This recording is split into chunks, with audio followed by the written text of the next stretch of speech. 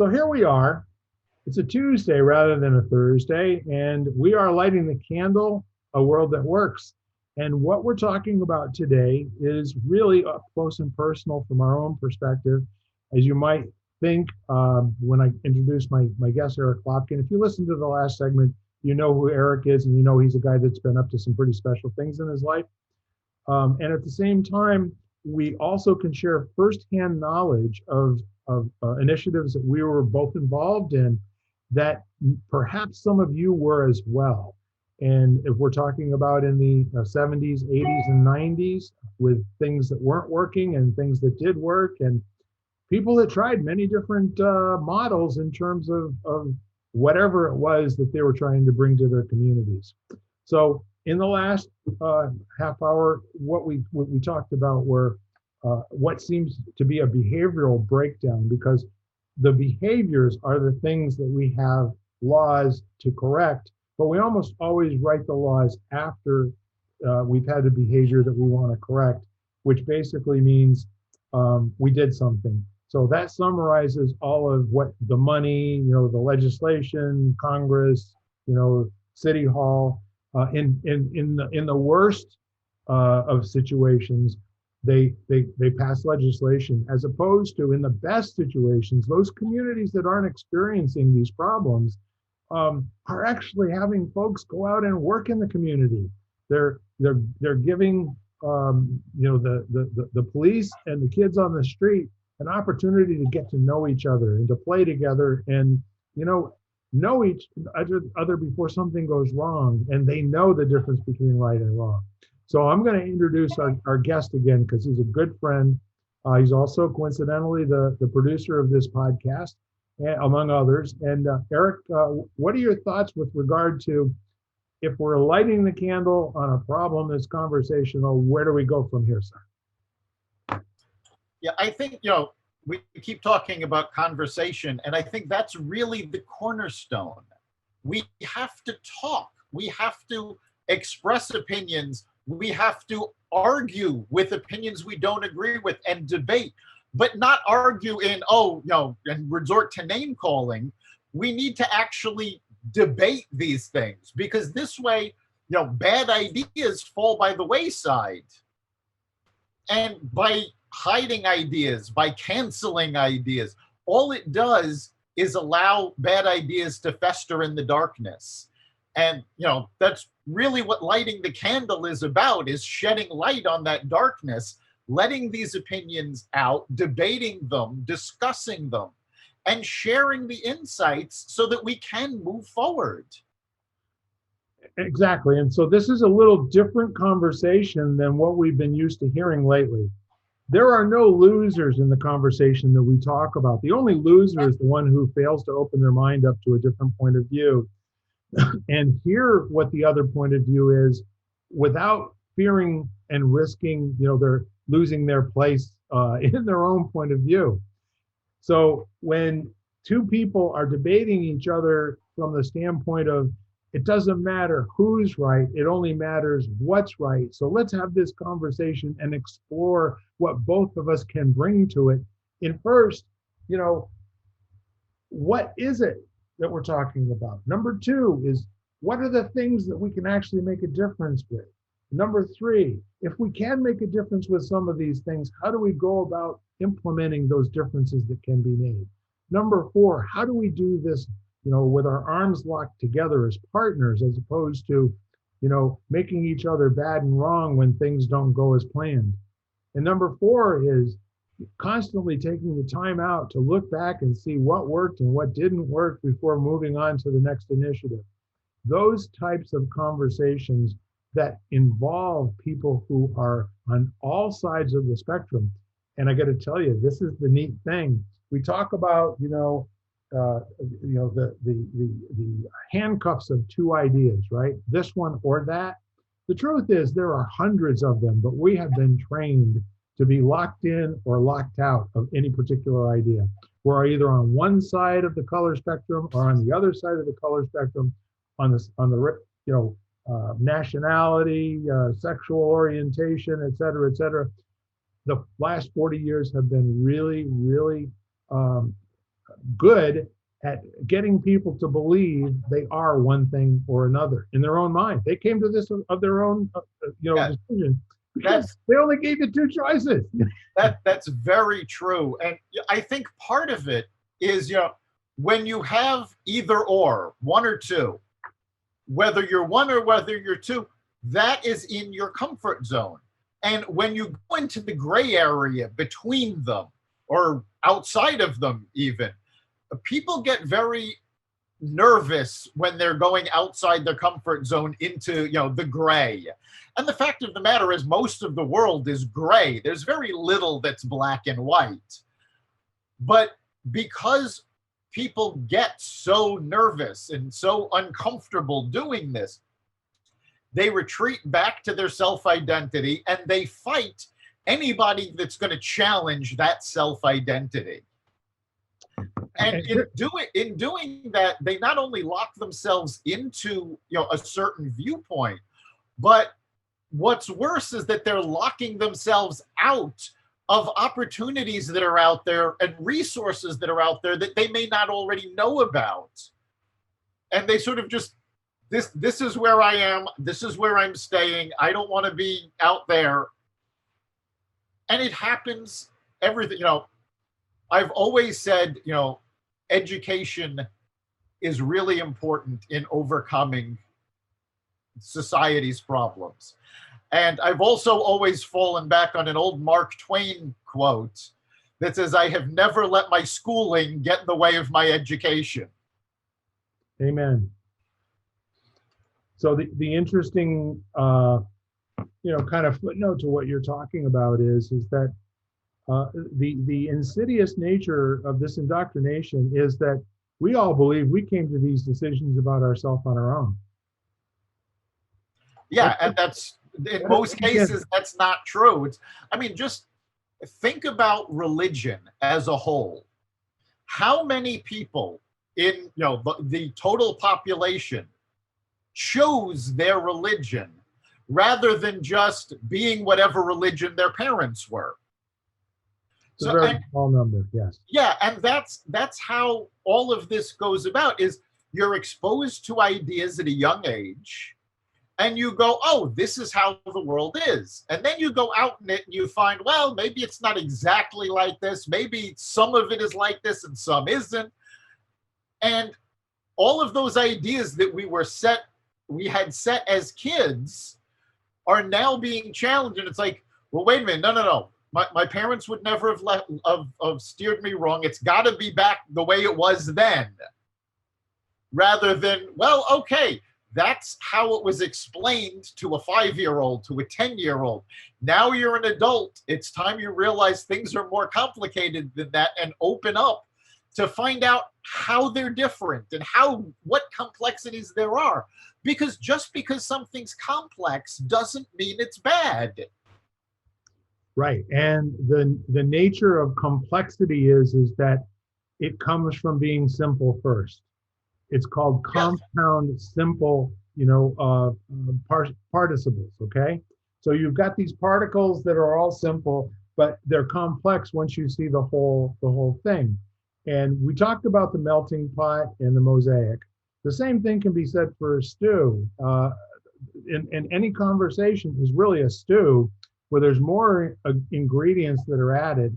However, the way that it's done, nobody knows how it got to where it is right now. There's no one actually taking the time to fully understand every part of the conversation in such a way that they could explain it, or, as they call deconstructing it in food, where you have a deconstructed hamburger or lasagna or something. If you could deconstruct an argument and each person could sit down and you could lay out, these are the foundational points. It's this point plus this point plus this point. And we can look at those and we can start to ask questions if we're committed to making things better. That's the first test. If we're not committed to making things better and we just either want attention or we want to make a mess or we have some other agenda that is not about making things better, then that's not a conversation going on. And it's not even argument. It is actually a battle. Yes, that's so true. And I love the example of the stew, because that's really where we need to start conversations. Because if you look at a stew, yes, there's all of the different meats, vegetables, potatoes, whatever it is that's in there, and you can see those. They are separate. They have their own identities, but the bulk of the stew is actually the broth that all of these ingredients have added to. And when you have a stew, one of the things that you're aware of is that the ingredients all have more in common now that they've been cooked together than they do separate elements. And that's how people are. When you get right down to it, we have more in common with each other than we have differences. And if we start from what we have in common, that propels a conversation forward. Well, see, what you're saying is very powerful, Eric. And the whole idea is that why would somebody want us to focus on being different? Honestly, there's a lot of money in focusing people on being different. Oh, yeah. And the example I always use is Reverend Al Sharpton, because Reverend Al Sharpton back in the day was run of the mill reverend, very little in the resources department. But when he started preaching differences, when he started protesting and started, separating people and telling people that they had to be different, well, Reverend Al went from bankruptcy to millionaire on this platform. And I use him as an example, but there are hundreds and possibly thousands of people that if I sit down, and these are not people of any one particular race, creed, or color, it's pretty much universal, where they go, you know what? If I preach differences, it's good for me. I can benefit from this. Yes. And they don't really care about the damage they're doing. Right, because for every person who's out saying X, there are thousands of other people saying Y, Z, A, K, R. Yep. And the whole thing is that when what you say resonates with somebody who has decided over time, and they think it's their decision again, that their ideals and their ideas line up with your speaking, now all of a sudden you've got a paying audience. Isn't that cool? Exactly. I have a lot. On one of our sister podcasts, Carnivore Radio, we've discussed this, and this is a podcast was originally on terrestrial radio, and we've actually been discussing this for the better part of 10 years, how people have fallen into echo chambers. And you have your point of view, so you get your news from a news channel or a news source that shares your point of view. And the more you do this, the less you're exposed to opposing viewpoints, the more separate people become, and the less informed everybody becomes, because you're not getting the whole story. You're just getting the small part that they think matches your worldview. Exactly. So now here we are. Eric, you might have an answer to this. Do you know how many networks there are? I don't know that. And quite frankly, I don't know at this point that anybody does, because there's literally networks being formed every day. So let's talk about cable networks for a moment, okay? Yep. Streaming networks, cable networks, any so-called network that I'm going to say it has funding, it has content, and it has a schedule. It has, it's on every single week. I'm going to go wild here for a second, and let's just for giggles, give me some room, and let's say there are 150. I think there's more. But no, there's a lot more than that, but we can use that number, for the case of discussion. We're going to talk about 150. All of the little things like CNBC, C-SPAN, ABC. We're not talking about, all of the local broadcasting, WTIC. We're talking about just the networks. So each one of those networks is an organization that needs to fund its operations somehow, some way. And those organizations that cannot fund uh, their programming with advertising, they do it through donations. And there are a lot of content providers out there that, believe it or not, are getting they're getting funding from major corporations. And I mean, it actually has absolutely nothing to do with doing a good job at anything, but it has everything to do with a point of view. It has to do with the point of view. And yeah, it's funny. I heard a discussion just this morning. They were talking about the Wuhan lab and the plausibility of whether or not COVID was developed in that lab and got out. And one of the people was speculating because early on, all of the news networks went, "Oh no, that it can't be. There's no validity to that." And now a year later, they're actually finding, there was scientific evidence that did support this. But it was speculated that one of the reasons that the news organizations dismissed the idea out of hand was the fact that most of the major news organizations are owned by companies that also own motion picture companies. Sony, Viacom, Warner Brothers, they all own news organizations and they all own motion picture studios. And those motion picture studios need the Chinese audience. So were these news companies going easy on China because they didn't want to upset the apple cart for their other entertainment divisions? Well, see, that's an interesting question of almost any, shall we say, entertainment. It goes for sports. It goes for just about everything on. Yeah. And let me just ask you this question: what percentage of all of those media corporations are owned by the CCP? I'm sorry, by who? In every one of those instances that you were talking about, you can trace the ownership in many of those back to the Chinese government having ownership interest in almost all of them, including Sony. Oh yeah, as public companies, their shareholders range far and wide, and that's something that I always find very amusing about the communist government in China is that they crack down on capitalism except when it benefits them, and then they're really quick to buy companies.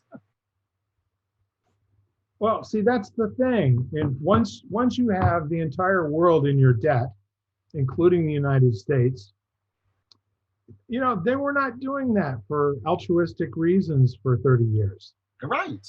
They really knew that at some point in the future, in order to, be in charge, the world domination deal didn't go over so well. So I think they found in focus groups that they could come back and say, being a benevolent benefactor, or whatever the words were that seemed to make a lot more sense as they were continuing to buy out assets in the United States, buildings, corporations, you name it.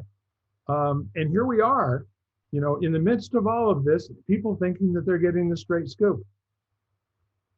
Yeah, there's very little straight scoop out there. And in fact, I used to have at my home DirecTV, and this is years and years ago. They had this one channel called Newsmix, and literally what it was on one screen. You had CNN, MSNBC, Fox News, CNBC, Bloomberg, and one other, I don't remember. And you had them all on the same screen, and you could just toggle the audio between them. Right. And watching, in particular, Fox and MSNBC at the same time, and flipping the audio between the two when they were covering the same story was like watching something in alternate dimensions. I mean, they were so far apart. But the fact of the matter is, if you didn't get both of those point of views and understand that the truth was somewhere in the middle, you were missing out on a big part of the stories. Well, yes, and the fact of the matter is no story can be presented in its entirety in 2-minute bullets. Okay, here's No, what you can't. happened in wherever today, and showing people's faces and showing the damage and the hun, and now on to the next story, right? Well, here's the deal. Not only are we in the midst of no conversation, remember, we got to come back to how we're lighting the candle, because we're lighting the candle, right, Eric? That's the goal here. Yeah. So the whole idea is, you at home, you got to ask yourself, how do I challenge, and what kind of good questions can I come up with? Because I don't care what you believe. I really don't. And the main thing here is, are you living in an empowerment zone where you can get out of bed every single morning, go and do the things that you've got to do without worry of what'll happen to you or your loved ones, or whether or not somebody's going to lie to you today, either on a grand scale or just in a meeting that you're going to. And people only have that behavior because the alternative of telling the truth is either not accepted or is dangerous, right? So where we're coming from in all of this conversation is, if you're starting to hear new stories where last year, the year before that, stuff would come out, there would be publications that basically said that something amiss took place prior to the election in 2016, and there was something amiss that took place after the election in 2016, and the month after that, and the month after that, and none of it got carried in the main media. But now organizations are finally getting a voice to where it's undeniable, and journalists are so embarrassed about their lockstep with whatever the dogma was, one way or the other. I mean, we're calling balls and strikes here. We're not caring about whether they're conservative or they're liberal or this or that. Who's telling the truth? Who's actually giving you the thing that you need to hear so that you can have the great question and find out what really happened? Yeah, that's the thing. I mean, lighting the candle can be uncomfortable because you need to learn more than what hits you in a day-to-day situation. And I think the best way that people can light the candle is to question everything, learn, and check your sources. I've had conversations with folks that have all sorts of medical theories, and of course these are not doctors. And my first response is, go to PubMed, which is where all of the scientific research is actually archived, and you can read abstracts of the research. We all learned in elementary school, or at least we did back when I was in elementary school. I hope they're still teaching it now, about primary sources. Look at primary sources. Listen to people who are actually on the ground rather than interpreting something. And don't be afraid to question. Right or wrong, questioning to understand better is never a bad thing. Agreed. And that's what conversation is about as well. Conversation to convince, I don't know, but conversation to gain a greater awareness and to understand. Well, see, that's what we're talking about here. You make the world a better place when one person has a disagreement with the other person, and they both walk away after having put the energy into a sincere, engagement, and they both better understand what the other person is standing for, what's important to them. Even if they don't agree, they at least have that window open where they can see it. Right. You don't have to agree with everyone in order to be friends with them, in order to talk with them. People have differences. And I have always fallen back on an old saying, I may not agree with what you say, but I will fight to the death your right to say it. See, that is the way I was raised also, and that has to do with the First Amendment. Yeah. And that First Amendment is sacrosanct. And unfortunately, there are so many people out there right now. I stopped at the mall when I was walking over there. I do somewhere between 1 and 3 miles a day. Lately, less than more. But I saw a young man sitting down and taking a few moments for himself. And I asked him, I said, um, what do you think about masks? And he said, I generally like to do what it takes, to get along. He says, I'm happy to wear it. I don't mind. And he said, I want to believe that it makes a difference and it makes it safer for other people. And I said, well, good for you. And I said, well, can you answer a question for me? Do you think that the government does enough for us? And he looked at me for a minute and he said, yeah. He said, they give me a lot of freedom, to do what I like to do. I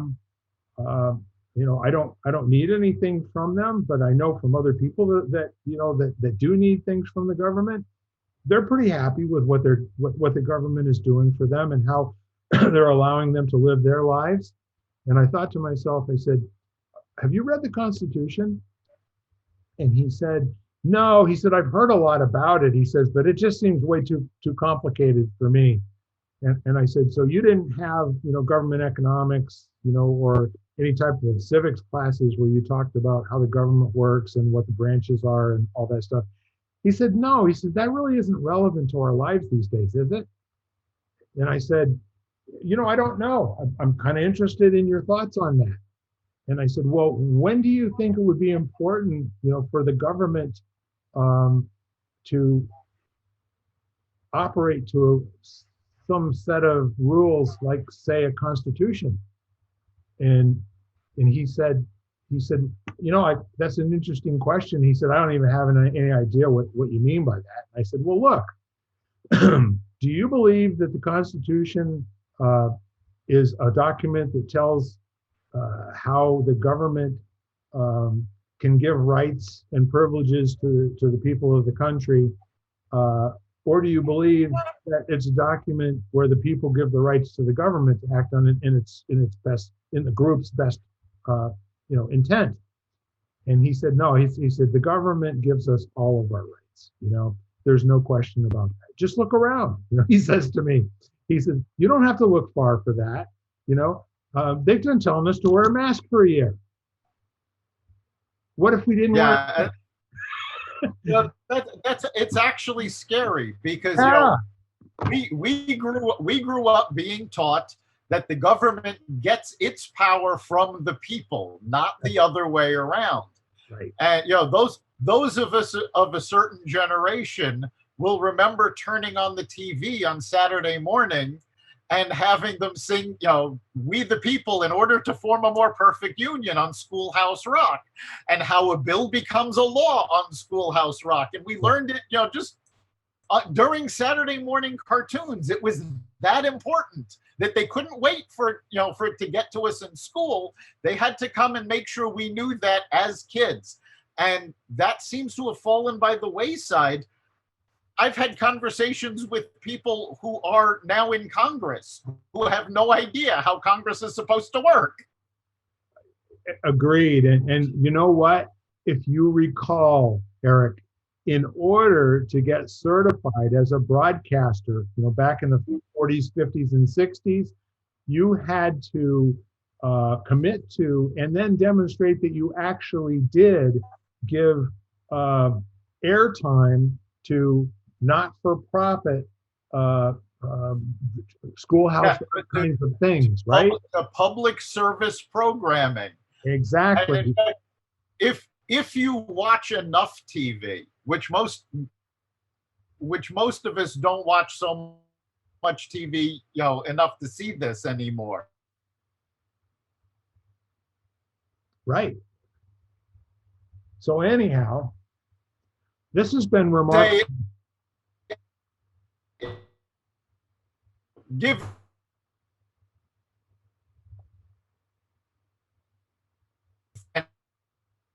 your opinion is they have to get their license renewed. Absolutely, especially when it was time to do the audit and show where they actually performed. Correct.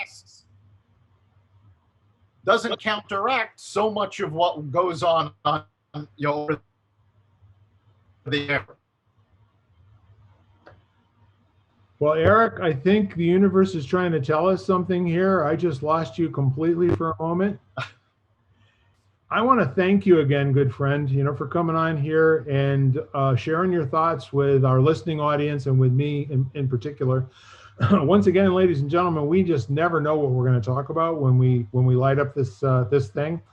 And especially in these spotlights, we kind of let the conversation go where it wants to go. But in the end, our goal is not to convince you of anything, but to leave you in a space where you've got some ideas that come to you and give you this opening to consider and just keep asking better questions. Make your life an ongoing quest for knowledge and understanding, so that when somebody comes to you and messes with you, that you are unmessable. Exactly. Lighting the candle is about including everybody and learning new ideas. So if we've given you just a little bit to think about, that's it. We're follow up with that and look into things, question everything, question us. We want you to explore. Amen. Absolutely. So I think that concludes our podcast for the day. Again, Eric, thank you so much. It's so great working with you. It was my pleasure to be here. All right. You be well, and I will see you soon, my friend. Take care. Bye-bye. You've been listening to Lighting the Candle, A World That Works, part of the Exvadio Podcast Network. You can hear us at exvadio.com/podcasts, Apple Podcasts app, Google Play, Spotify, iHeartRadio, Stitcher, and wherever you find podcasts.